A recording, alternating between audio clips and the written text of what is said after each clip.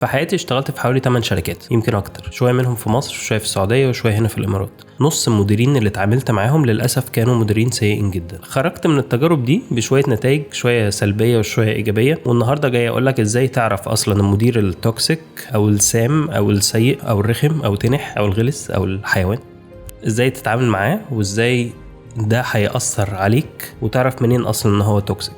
يكش تفلح.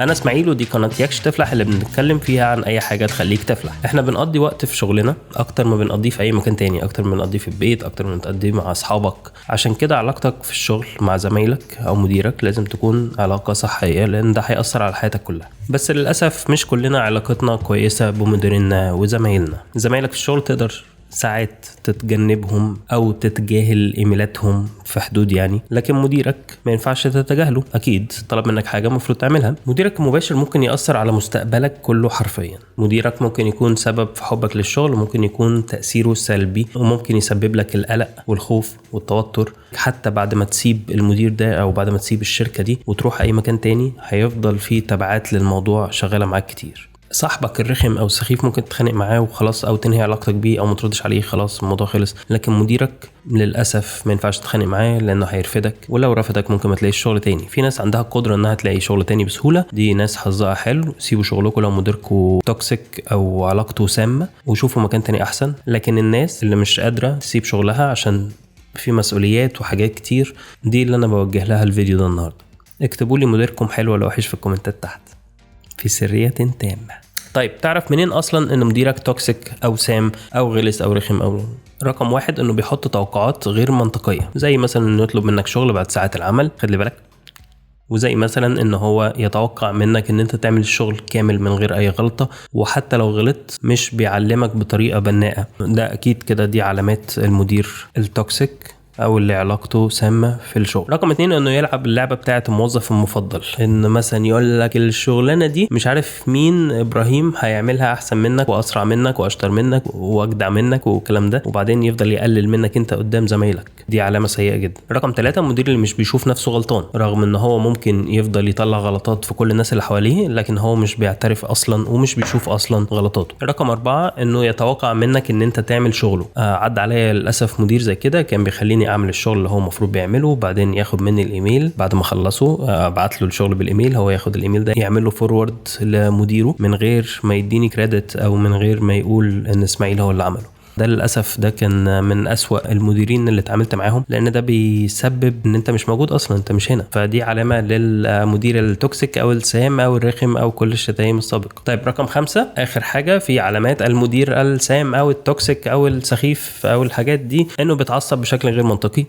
إنه يفضل يتخانق كتير ويزعق في مكان العمل ويتعصب ويتنرفز. دي مش بس علامة من علامات المدير السيء، لكن دي كمان علامة من علامات بيئة العمل غير الآمنة اللي ما ينفعش تشتغل فيها، عشان ده خطر على حياتك اصلا. طيب، الكلام اللي فات ده كله لو عندك ده بيأثر عليك ازاي؟ رقم 1، هل لاحظت قبل كده وانت رايح الشغل كده ان بطنك بتوجعك وحاسس كده ببطنك مكركبه والجو ده بتاع زمان؟ او مثلا يجي لك صداع من كتر الاجهاد في الشغل؟ ده اكيد علامه من علامات ان انت بتشتغل في بيئه غير امنه، الا لو انت اصلا يعني ما عندكش المشاكل دي من الاول، يعني ما يكونش عندك قولون وجاي تستعبط دلوقتي وتقول ان المدير هو السبب. بس هو اوقات بيظهر المشاكل العاطفيه او النفسيه في شكل امراض جسديه. لو لسه مكملين فيديو لحد هنا، يا ريت تعملوا لايك وتشيروا البوست مع اي حد موجوع من مديره. يلا نكمل الفيديو. رقم 2، قلق وانت رايح الشغل برضو، اللي هو لما بتصحى الصبح كده في قلق وتوتر وحاسس ان في مشاكل كتير هتقابلك في اليوم لما تواجه زمايلك او مديرك. فاكر زمان كده مثلا لما المدرس الرخم ما كنش عامل الواجب بتاعه وانت رايح وشايل هم الموضوع ده، نفس الفكره كده بالظبط. دي علامه من علامات بيئه العمل الغير امنه. رقم 3، انك تتحول لشخص عصبي، اللي هو بقى تفضل تقرقط ضوافرك وتشد شعرك وتهز رجلك مثلا وانت بتشتغل، تتخانق مع الناس بدون داعي. لو الحاجات دي اصلا ما كانتش موجوده عندك، فدي علامه برضو. رقم 4، اهم حاجه في وجهه نظري يعني، انك تقلل من قيمه نفسك بسبب ان هو مدير بيفضل ينتقدك على طول، وبعدين تلاقي نفسك فعلا من كتر ما بتسمع الكلام ده انت بتصدق الكلام ده عن نفسك، يبدا الكيرف بتاع ثقتك في نفسك كده يقل، وهتحس برضو بمشكله ان انت مش قادر تدور على شغل تاني عشان انت ثقتك في نفسك قلت. دي مشكله كبيره يا جماعه، دي مشكله كبيره. حلو، خلاص كده اتأكدنا ان مديرك توكسيك وان انت متبهدل وبيجي لك امراض بعد الشر عليك حبيبي من المدير التوكسيك. تتعامل معاه ازاي؟ اول حاجه ما تاخدش الحاجه بشكل شخصي. طبعا كلامي ده يحسسك ان الموضوع سهل، بس لا، هو بالعكس هو صعب تماما. بس هي فكره لو انت واثق في نفسك اصلا وعارف قيمه شغلك وعارف قيمه تعبك في المكان اللي انت بتشتغل فيه، فمستحيل كلمه من مديرك او من زميلك تاثر عليك. رقم 2، خليك فاكر ان في سبب لكل ده. اكيد في سبب مخلي مديرك ده يتعصب بالشكل ده. اكيد مثلا في مشاكل في بيته، مشاكل مع مراته او مشاكل مع جوزها. طبعا مش بشكل فيه تريقه، لكن اوقات الواحد في بيته بيحصل له مشاكل، او في حياته الشخصيه ممكن يحصل مشاكل تاثر على شغله، وهو بيحس ان انت الشخص الاضعف منه فيتعصب عليك. لكن انت مثلا ممكن تبص له وهو متعصب كده بعين الشفقه والعاطفه تجاهه عشان يصعب عليك، وما تاخدش الموضوع بشكل شخصي برضه. طيب رقم 3، تجنب الغضب والاحباط. مش دايما هتكون انت صح، يعني في اوقات ممكن يكون انت غلط. حط في دماغك كده، خليك موضوعي وحيادي ونتناقش في الموضوع ده مع مديرك. مثلا اعمل معاه ميتنج، كلمه، شوف يعني مثلا ممكن بره الشغل، ممكن جوه الشغل، ممكن وقت الغداء، ممكن تشوف ايه الجوانب المشتركه ما بينكم. يمكن تلاقي كده في ارضيه حلوه كده ما بينكم انتوا الاثنين مثلا بتحبوا الاهلي مثلا او الزمالك. ممكن تكون في اي هوايه مثلا مشتركه ما بينكم انتوا الاثنين، وتدخلوا بطريقه وديه بحيث ان انتوا تحلوا المشاكل اللي بينكم وتتفاهموا بشكل احسن. رقم 4، اعمل معاه ميتنج. لما المشاكل تكبر قوي وتحس ان لا في مشكله، ممكن ترتب معاه ميتنج عشان تساله ايه اللي متوقع منك اصلا في الشغل، عشان تجيب مثلا اللي هو الهاي بيرفورمانس بتاع مثلا التقييم السنوي او الربع سنوي او النص سنوي. في شركات بتعمل تقييم مثلا كل فتره. حتى لو الشركات دي مش بتعمل تقييم، اسال مديرك ايه اللي هو متوقعه منك عشان توصل لاعلى درجه كده بالنسبه له.